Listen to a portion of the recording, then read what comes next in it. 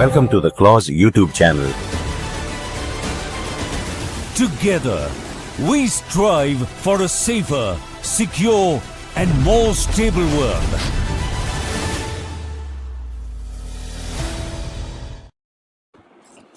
Good evening, everyone. A very warm welcome to yet another episode of Strategic Frontlines, the Clause official YouTube channel. I'm Dr. Roshan Khanijo, and today let me welcome three eminent guests which we have together. First is Major General Rajiv Narayanan, AVSM VSM retired. He is a China expert and is the author of much acclaimed book, The Dragon's Bite, Strategic Continuum, and PLS Evolving Fire and Teeth. We also have Lieutenant General P.R. Shankar, PVSM, AVSM, VSM retired, a strategist thinker, and the creator of popular podcast Gunner's Shot. I also welcome Dr. Devinder Kumar. He is the Associate Fellow at Center of Excellence for Himalayan Studies, Shiv Nada University. He is also a China expert and focuses on Tibet and Yunnan. I welcome all of you.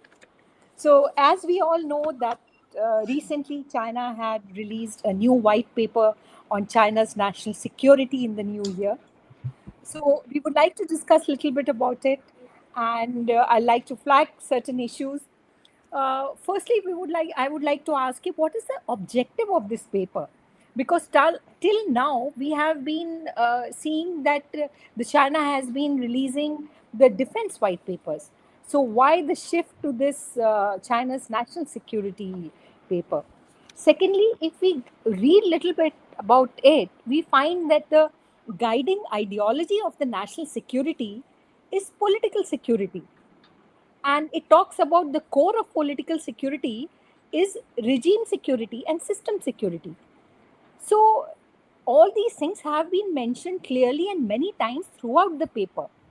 So I just want to ask all three of you, is the optic for domestic audience, considering there has been so many purges and things like that, or for external players? And we also see that the Central National Security Commission, which has been created under the CPC, it's a very centralized, authoritative national security leadership system kind of a thing. So what would you say about all these things, and also the holistic security approach, what he talks about in your initial remarks? So we'll start with General Ryan and General Shankar and then Devinder Kumar. Thank you for having me on board. Always a pleasure. Yes, you're very right. It is not just for internal consumption. His biggest worry is that now there can be foreign interference which can come in. And that there are so many fissures within his society. Player from outside can start playing. So that is the biggest worry, and hence you find the central theme that you rightly pointed out is actually the survival of the Communist Party's hold on China. That is the underlying theme. That is point number one. Now, his biggest worry is because in every matrix that you look at, China is sliding down, and they have no plans. Whatever they have done is just not working. See, the economy is collapsing, and they are doing more of the same. When you look at the two sessions that took place, more of the same, that I will create more infrastructure. Creating more infrastructure is what has caused their downfall for the economy, because there was no returns on the investment. The demography is collapsing very badly. More and more is coming out that the number of deaths that he had during the Wuhan COVID virus has been hidden, and millions have died. And as it is, they have said that one child policy, they have been cooking up their figures. So that the biggest problem is that the working age population today is almost at par with the old people. Now that's a big concern. Exports are drying up. There's no internal consumption. The equipment of his had been in question, and post Op Sindoor, it has really opened up that is it. But when they had compiled this paper at that time, it may not have been evident. Now, when you look at National Security Council or the Commission, it was first thought of by Chiang Zemin. in his first tenure, but he dropped the idea because he felt that there would be too much power centralized under one person if he is going to look at it. When it was made by Hu Jintao, first time it was made by Xi Jinping in his first term. First and second term, it was quite a large number of people who were there, not just from the CMC, the Politburo Standing Committee, and you also had from the Politburo and some from the State Council also were there. Large number. It is from his third term. It has become a super Politburo Standing Committee. Just four chaps. He is there, Li Qiang is there, Zhao Leji is there, and Kai Chi. That's it. Nobody else. And the fears what Chiang Zemin had of too much centralization of power, that is what happened here in his third term, and I think that is what spelt his doom. Hence the worry, hence this, and you don't find any tasking or anything direct for the PLA here. It is basically telling that follow the advice of the National Security Commission, political security, security of the Communist Party, and the continued hold of the Communist Party on China, and his own continuity of the regime, his continuity. So I'll stop it here and leave it to the others. General Shankar, would you like to add something to it? He also talks about holistic approach to security and big security, and there are a lot of jargons in it. So what do you make of it? So you're muted. Yes.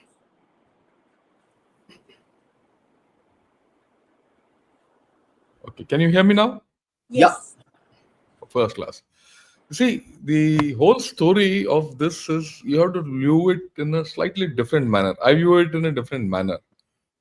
Let me say that it's going to be a corollary to what General Rajiv has said. Okay.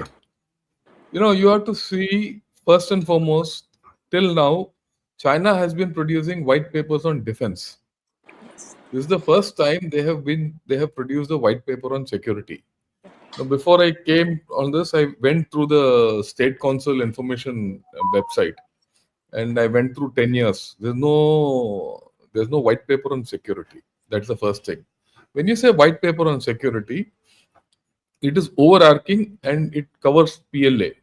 The party must control the gun, like what General Narayanan said. Now, the last white paper PLA was in 2019. Uske baad band kar diya, abhi aaya.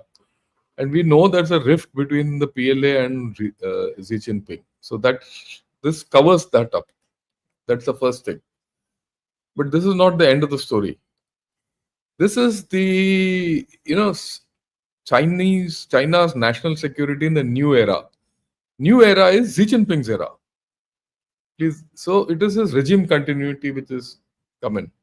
All these things. The third thing which I've been thinking, and is this. This is what I thought. You have to look at it from the 18th Party Congress, the 19th Party Congress, and the 20th Party Congress, and the 21st Party Congress, which is to happen in 2027.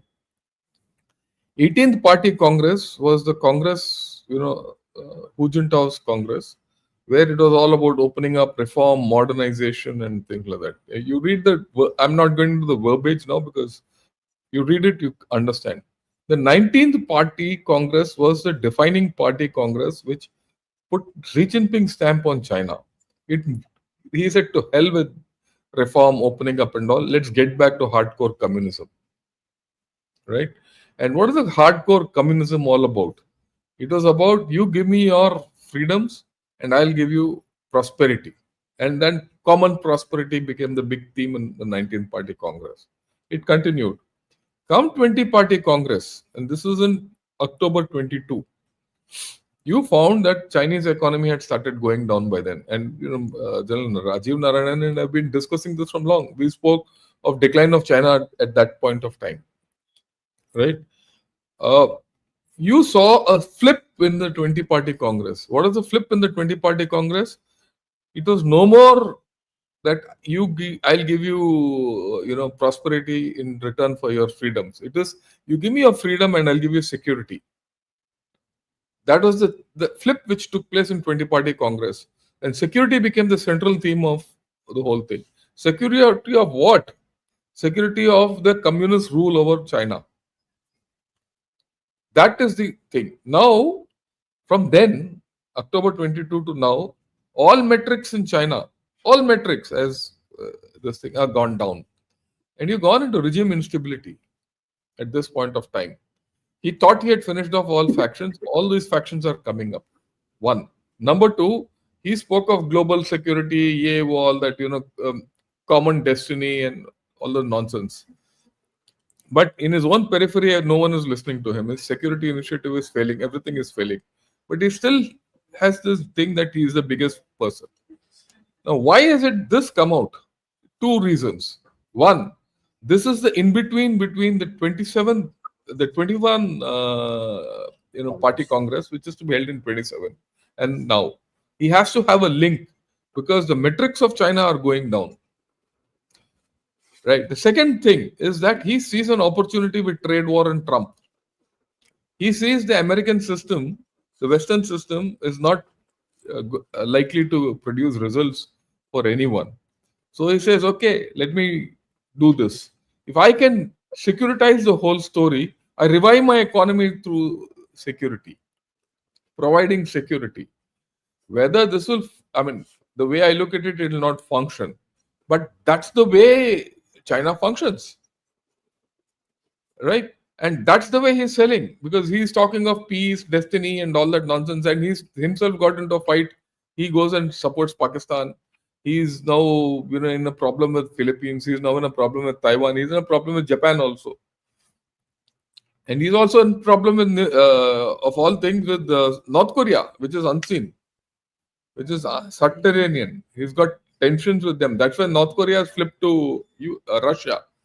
And plus, the West is not accepting him, and he's into a debilitating, trade war. All this is security. Now he's linked in this paper, development and security. They are coterminous. So there is a lot of issues in this. Yes. And I feel this is a survival paper for him to survive. Survive. Let's see how it goes. I'll stop here at this point of time. Yes. Dr. Devinder, would you like to add something to it? Because my next question was what he stated, that there is a kind of what you call it, developmental thing which has come up. And they actually, what they say, I'll describe about it later on. First, I want you to ask if you want to add anything to this about the holistic security or the political security, what we are talking about. You can add. Thank you for having me. I think first of all we need to understand what is a national security paper in Chinese context. China issues national white papers on range of issues that is central to its concerns, right? Whether it is Hong Kong, Tibet, human rights, Xinjiang. So this is, we should not think that it is a replacement of white paper on defense.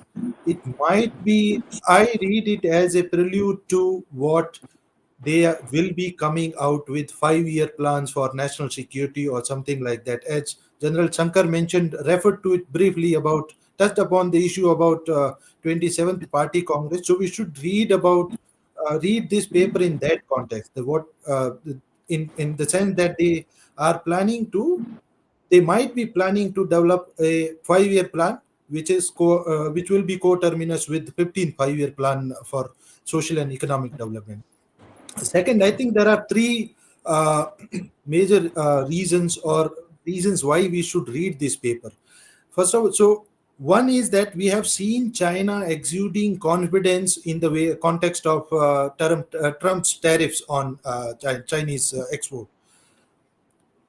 This is the paper's tone and emphasis is in contrast to that confidence.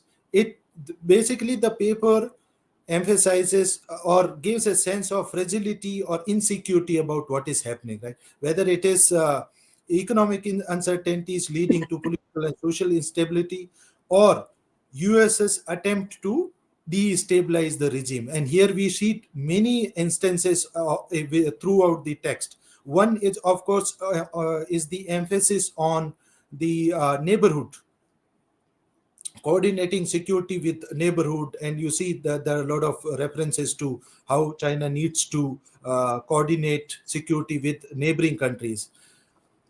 And there another reference to is the ideological security, ethnic separatism, separatist cliques like Dalai Lama sitting in India and somewhere else. So that's one. Second thing is that it is basically a paper which sets the tones for discourse on national security within China, because this paper will be read throughout the party hierarchy. So basically, cadres at every level, they'll be sensitized as to what are the broad directions in which they should be working. Another aspect is that it is, of course, aimed at outside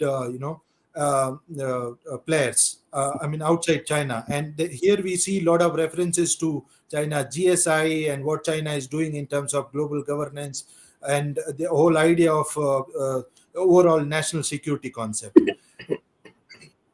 And So, third, I think, is that it actually elevates the national security concept within general national security discourse within China. And here we also see the elevation of what the paper refers to as new frontier issues, which is the innovation and application of science and technology and its impact on national security and internal security. And here we should be thinking about why they have done it. One is that once they have paper that we will just come back to it, Devendra Kumar. First, I'll just want to add to what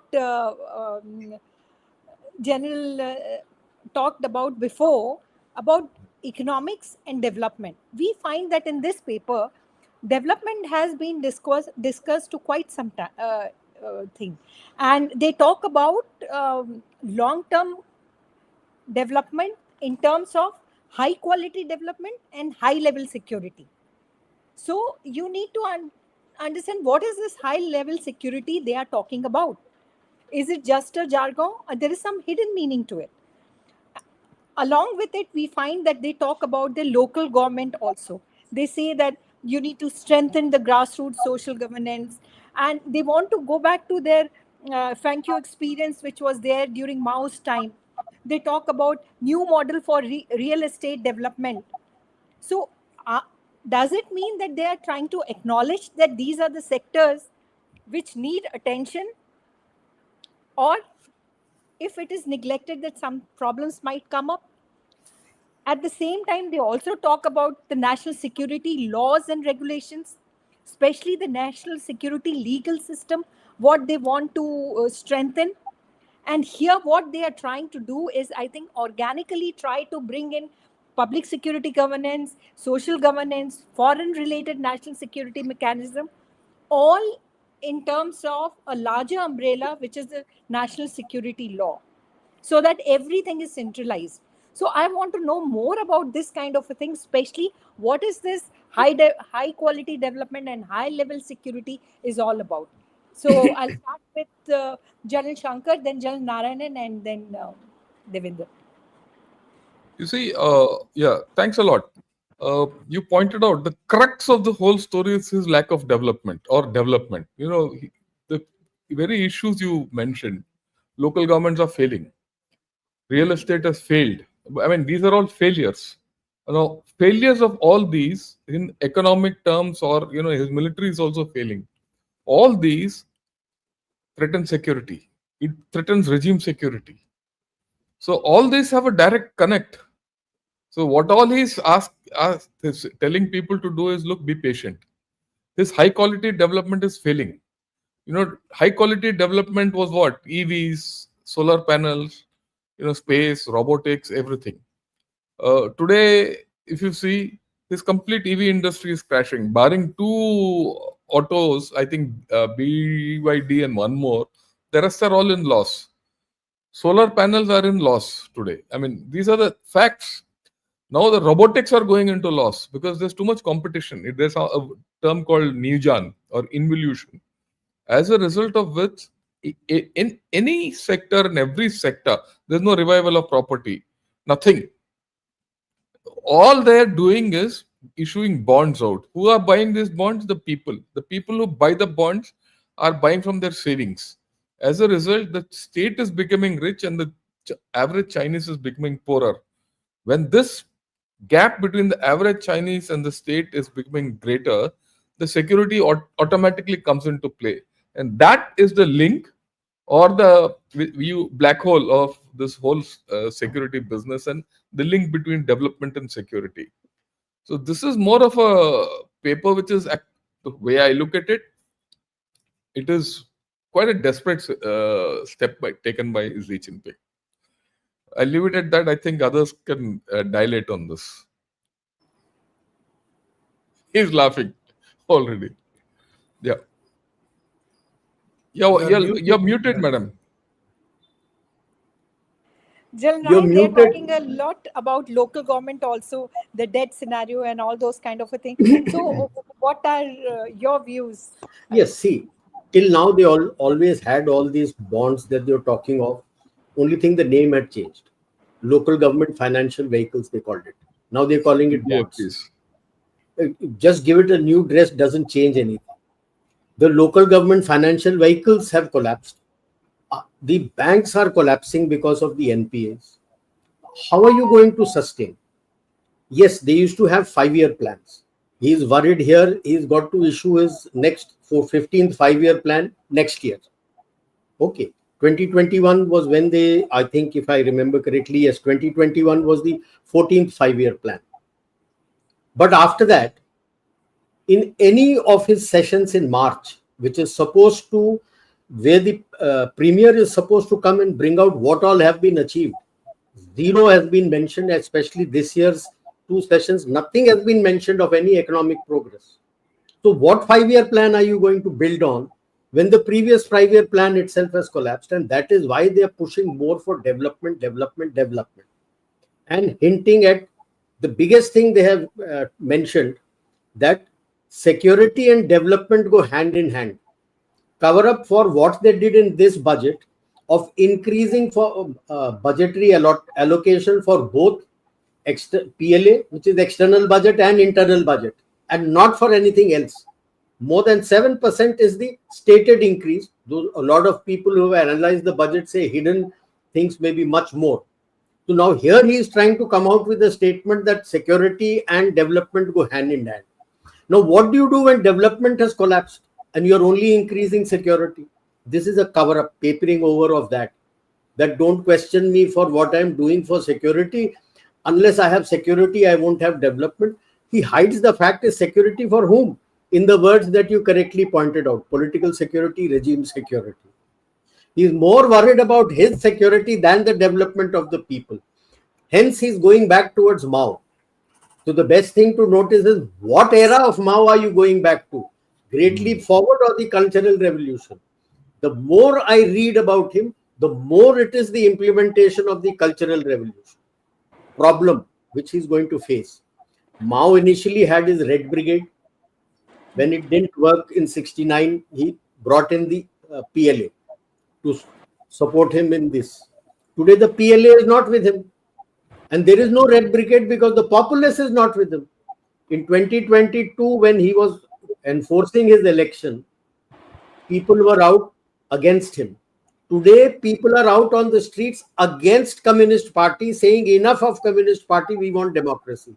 It is in this environment he's brought this of regime security and Communist Party security because he sees this threat. And historically in China, if you get somebody whom the people support, then there is going to be a big tussle. And with a split in PLA and now a likely split in PAP, you never know which way this will go. And hence this fear of security. This entire theme is on their own security and continued rule of the CPC.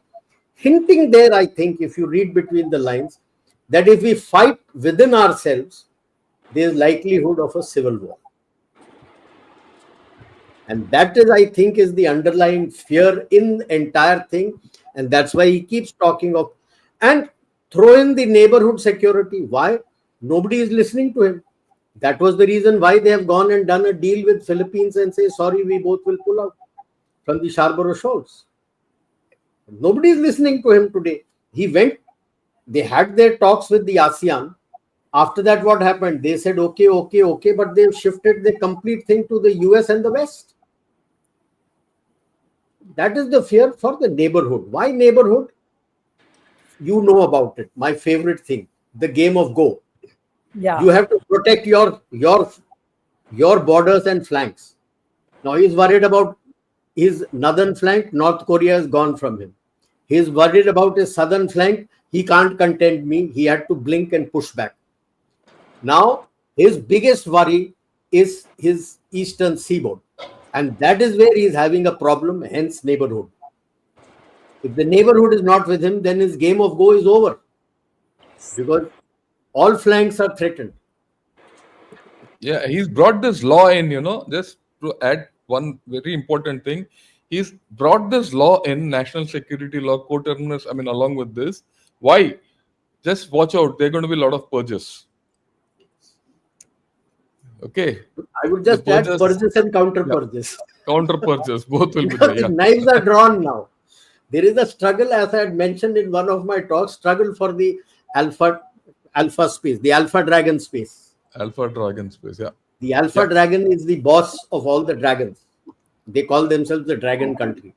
And when one person gets old, then there is a struggle for the alpha dragon and all the other contenders come up. At the present moment in CPC, there is a struggle for the alpha dragon space because they feel Xi Jinping's health is weak and he's weakening. Yeah, muted.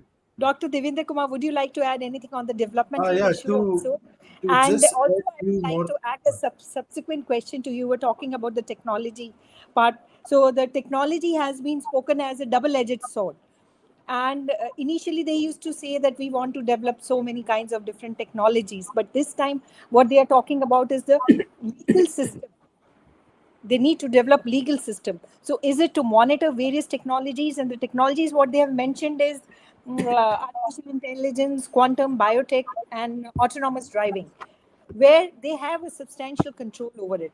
So what, in your view, you think, is it in order to control the technology, or they genuinely mean that they want to have a legal system?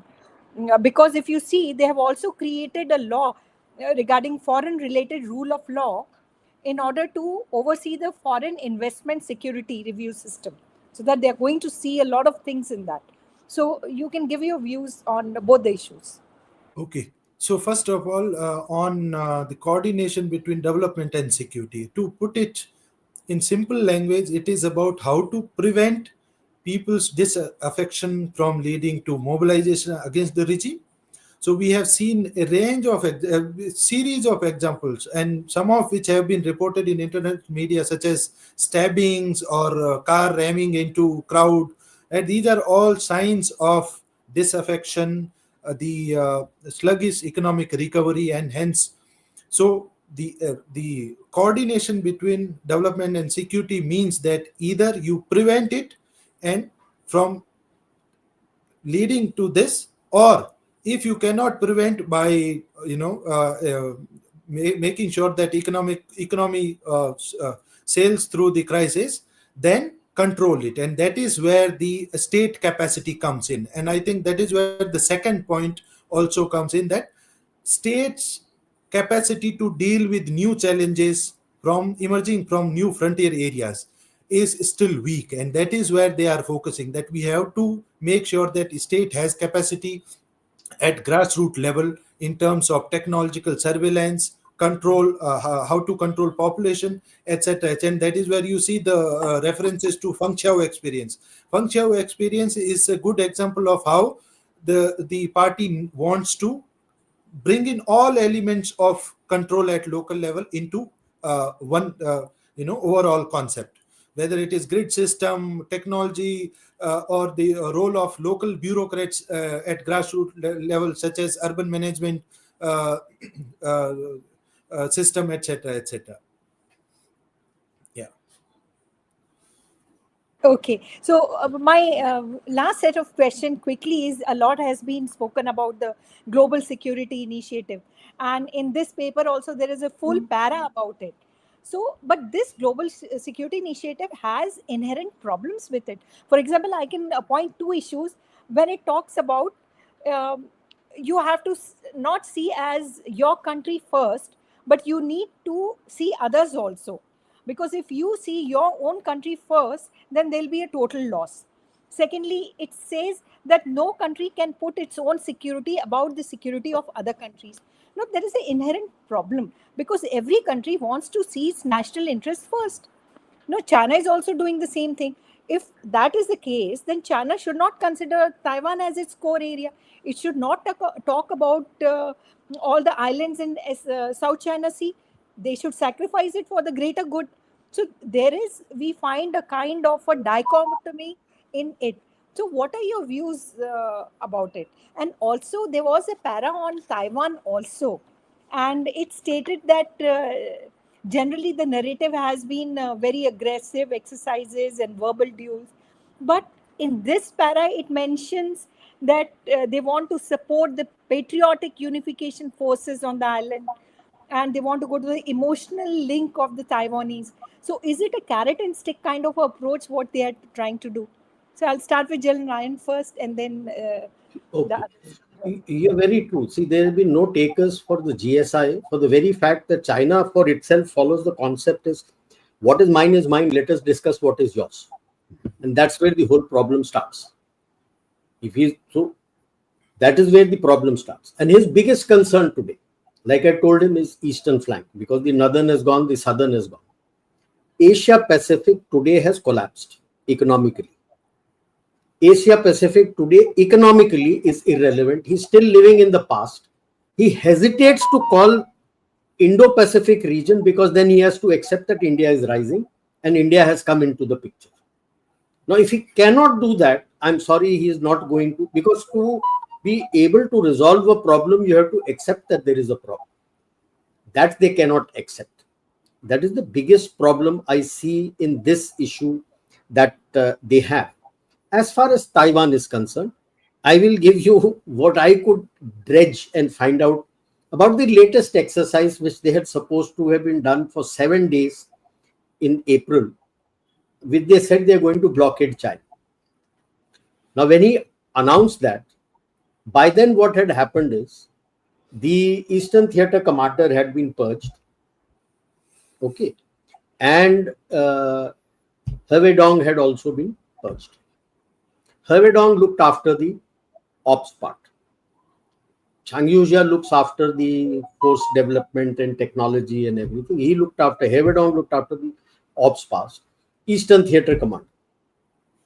For 1 week, they couldn't make a plan. Are you telling me there's nobody else qualified in Eastern Theater Command? Even the naval chap couldn't make the plan? They're all scared. I make something which somebody up there doesn't like me, I'll get purged. This is what happens when you start purging people. Nobody takes the initiative. Under guard, for 3 days, they had to bring both Hervé Dong and the Eastern Theater commander to the Eastern Theater command headquarters, and they made a plan over 2 days and they went back. How was the plan executed? 9 o'clock to 9 o'clock. Went in the morning, came back at night. Is that how you fight battles? Excuse me. After 2 days, you called off the exercise because you realized it's worthless. You're going in the morning and coming back at night. The PLA itself is not ready to fight. So now you tell, no, we will try and bring it through, automatically through the people. That was Deng Xiaoping's plan, no? Who trashed it? Xi Jinping. Now when you have done everything, Deng Xiaoping's plan was the same thing for Hong Kong and Taiwan. 1 country, 2 systems. First thing, you trashed Hong Kong's 1 country, 2 systems. So that's gone down the drain. Now try selling it to Taiwanese people. that it will be one country, two system. Who's the buyer? There are no buyers. The reverse is taking place. They had sent people from here to Taiwan, mainland to Taiwan, to see the elections. The youth there have spoken to them. You want democracy and elections? We will come there and conduct elections for you. Now you are getting worried. PLA is not with you. You can't fight. So go back to the old. Oh, कबड़ से निकालो पुराना file यार खोलो. क्या बोला था पहले? उसी को चेप दो with different words. Doesn't work. That doesn't work. That is the problem. Yes. Jalin Shankar. Look, there's another angle to this whole story. Why this chap has come out with the security, doctrine, or whatever you call it, white paper? Because of Trump. You see, Trump is breaking the international order as it exists. Okay, he sees an opportunity. Xi Jinping sees an opportunity in this. That look, he's not going to give you anything, so let me give you something. But the problem is, from in the past 2 years, you see, when you look at it in 2022, when he came out with this in the 20-party Congress and announced the security architecture, he was on the up. And at that point of time, China's economy was supposed to be doing very well, though in COVID. And it was supposed to overtake USA. And PLA was at the peak of its powers, imaginary though, because no one had seen. But over the past 2 years, you see a decline in all matrices. He had, from trade and security point of view, everyone else under his grip. North Korea was his friend. South Korea was benign. Japan didn't talk much. Okay, Philippines with Duterte, whatever that fellow's name is, he was, they'd made a soda. And the rest were all in line. Cambodia and Laos are in his pocket. Today, even they are not in his pocket. Yes. He's got a major problem externally. Like, his periphery is weak. Yes. And then he's now landed. You see, of course, now it's a postscript. This is not part of that. But now he's landed in a soup with India and Pakistan, off Sindoor. Because all his equipment which he's going to use there are failed. So where does he go? So I think his problems are getting compounded. And if you really analyze the failure of PL-15, the failure of HQ-9, the failure of his SH-15, that track gun system, and all his missiles and his EW systems, they've all failed. You add to that the number of nuclear submarines which have gone down. One nuclear submarine went down in his port only, right? One went, otherwise it took 15 people along. Then his DF-17s, General Rajiv Narayanan discussed about it, was fired in the East Coast and landed in Beijing. Yeah, it's not funny. And you see the number of his rockets of his space effort which have gone. One major thing which we have to factor in, which is not common all discussion, is last year they had this PLA Strategic Support Force, SSF. That SSF controlled everything: cyber, aviation, infowar, public AO, everything. Last year, that became too strong for him. And the rumor was that that guy, whoever headed that SSF, had a dossier on Xi Jinping. So he caught him, put him in jail, and broke that whole organization and made the cyber security force, the aerospace security force, and the information security force. And he's downgraded it from arm to some service or something like that. So he's, from a security perspective, he's been on a very unsure wicket for the past 1.5 years. You see the internals which are bad. You see the externals which are bad. And just 2 days back, I saw a report in South China Morning Post where he's not getting conscripts for recruitment. They're a major problem. Just 2 days back, right? And even after giving a lot of incentives, he's not getting. And now he's started penalizing people. So if you might not be able to study, you might not go abroad and all that if you skip conscription or dodge conscription. So there are a lot of issues. So if you see, he's addressing his internal issues with the law, and he's also addressing external issues which Trump he feels has given him an opportunity. But Trump is playing a different game. We'll not talk of it today. Yes. Yeah. Yeah. Very rightly pointed out, Jan Shankar, because I was planning to ask you about the weapons which were used by Pakistanis and all were Chinese made. And so I'm very happy that you answered that question. So before we go forward, any comments by Dr. Devendra? You would like to add Uh, something to it? Yeah, so as a concept, GSI is very vague, and this thing. Why we only see two institutional expressions or practices which they call uh, global security. One is the security of Chinese assets and workers abroad, and there are a lot of examples of how they are doing it, including the use of private security companies and etc. Then second is the export of surveillance technology and other things, right? So these are only two manifestations of global security cooperation. There are references to everything from global governance, health, public health security, climate change, etc. But these are all part of being clubbed into this concept. uh, I think General Jaishankar's reference to the centrality of US is very important here, and throughout the paper you see that whether it is the concerns in neighborhood and its spillover impact on internal security in peripheries within China, whether it is ideological or cultural security, there are references to color revolutions, ethnic separatism, and other things. So, and whether it is references to US, some they don't. The paper does not name US, but they say some country is doing so and so, but they're obviously referring to US.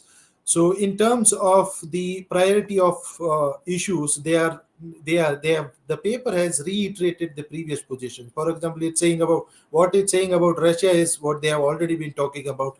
It has defined EU as a partner, right? Again, something that China has been trying to navigate between the EU and US. And surprisingly, there is no reference to India as such, except the fact that there's reference to how they have resolved territorial disputes with 12 out of 14 countries, and that there are talks going on with Bhutan and India. uh, so yeah. We'll Yeah. Please, madam, please go ahead. You're muted. You're You're muted. muted. we'll just take few questions before we end. And there is one, this China stopped the supply of near-earth EVs and electronic components to India. How will India answer to it? Not electronic components. What I know about is they are not giving you as many that electromagnets. Instead Yeah. of buying electromagnets and making your motor here, they are pushing that you buy the electric motor from us. That is where it stands. Electronic components and all, you're not that dependent on them for your. This is for your EVs, essentially EVs and heavy hybrid vehicles. Okay. That is the. Okay.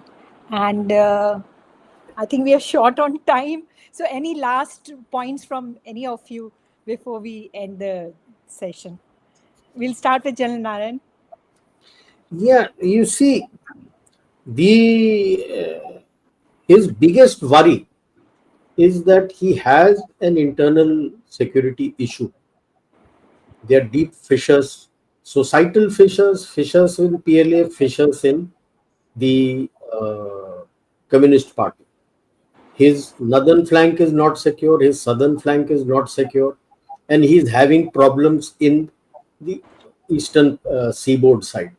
And this is where, like what Dr. Devender had mentioned, his biggest fear is the US will be able to reach out and create fissures and work with that fissures to create problems for the continuation of Communist Party. There was one comment which had come about the people, somebody who's from UCLA, that youngsters. Yes, Mr. Ashok, I think he said. It has Yes. Ashok already Gazula, started. By the way, it has already started. The Yes. people which they're trying to curb in the news, they remove it from their Weibo and WeChat also. There are strikes from Yes. going on by these youngsters across cities, where they are saying enough of Communist Party, we want democracy. Yes. That is the biggest fear, and I see that is the reason why he has come out with this white paper on security and wanting to ensure the centrality of the Communist Party of China's hold on China and his hold on the Communist Party of China. That is what- Jalnayan, what you are saying, the question is there. I think it is not going to be easy for him. He has reached out to EU, but if he reads the EU's and all individual countries' Indo-Pacific doctrine, China is their main challenge.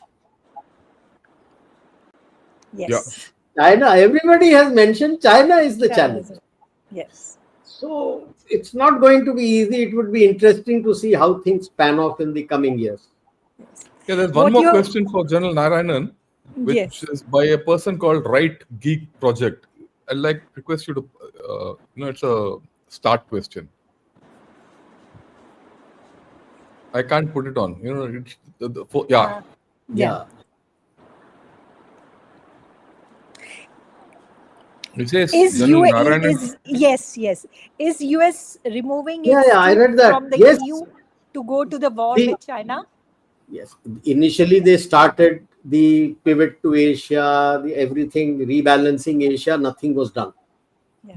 This is the first time actually he's moving out troops from EU and sending them to the Indo-Pacific. And that's how he signed this agreement for 8 more bases in the Philippines, re-strengthened Okinawa. So this is the rebalancing coming to China, towards China, because if everyone says that China is my challenge, then how are you not rebalancing? That means Russia is not your primary threat. China is your primary threat. Russia, you may look at it as a secondary threat. So where do you rebalance? So it's very true. It is part of the Crown Council playbook. They may ask him for something different because he now gone on a different tangent for his Nobel Peace Prize. So that's a different issue, a different topic. But this is part of the Crown Council playbook to bring troops here to cater for China. Trump is a different kettle of fish altogether. He's a different person. On a track of his own. So we will discuss Trump separately. General Shankar, your last comments? Yeah, there's one question by Vijay Tuteja. He says, what's Yes. China's plan in Bangladesh and how India plans to counter it? Yes. I'd like to tell everyone that yesterday, General Narayanan and I, we did a thing on, with the alternate media and Gunner Shot. You'll find this in Gunner Shot about Bangladesh. And we discussed in great detail as to what China can do there. With the way things are going in Bangladesh is a multi-layered, issue. There are about 6 layers in Bangladesh, which we yesterday discussed. One of the layers is China. And today, the way I look at it, China doesn't have a great leverage in Bangladesh. Right? You please understand, just today, the news has come out. Waqaruzzaman has said no humanitarian Yes. corridor Yes. and all that. So there's a problem with USA there. There's a mega problem coming there. The political survival of that regime is on the hook. On the cards. And that fellow, he will not allow anyone to come. If he doesn't allow US to come, he will not allow China to come in also. Yes. So the dynamic in Bangladesh is changing very fast. Right? So don't worry about it at this point of time. But as far as China is concerned, my last word is this. This is only the initial analysis, first reactions of this paper. Let's be very honest. It took me about 6 readings or 7 readings of the 20-party Congress, 18-party Congress, and the 19-party Congress to understand the whole story. I'll come back to you maybe a couple of months later. उससे पहले इसका कहानी क्या है ये पता भी नहीं चलेगा. That has to correlate with events on ground and then do backward correlation with what that fellow said, and then we will talk about it. don't be in a hurry to conclude whatever we have said today is God's gospel. I know we were just doing Yeah, I what do you understand. call it? But I must tell everyone where we are. Yes. Any last comments, Dr. Devinder? Yeah, so I'll go back to my initial remarks that, this paper punctures China's own narrative of confidence in the context of Trump tariffs. It's all about insecurity, fragility, or sense of insecurity about economic problems, and it leading to challenges to the regime and social political stability. And that's the key, I think, message if we have to read the text, especially coming in the context of recent events. Madam, Thank you. I'll take leave because I have to get on No. to another webinar, right? Thanks a Thank, lot. thank you so much, all of you, for joining the Clause YouTube channel. We call it Strategic Frontlines. Yes, sir. And it was a pleasure to have you all together. Thank you. Thank you very much. Thank you. Good day. Thank you. Yeah. Thanks for having us.